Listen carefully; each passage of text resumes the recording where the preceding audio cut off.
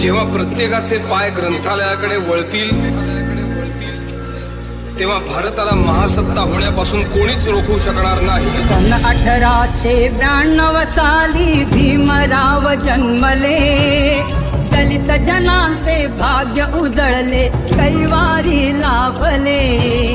कायदे पंडित शिल्पकारही घटनेचा गाजतो, भीमरायाचा कीर्ती डंका चौमुलखी वाजतो। ध्येयवादी अनमुसती स्वाभिमानी नर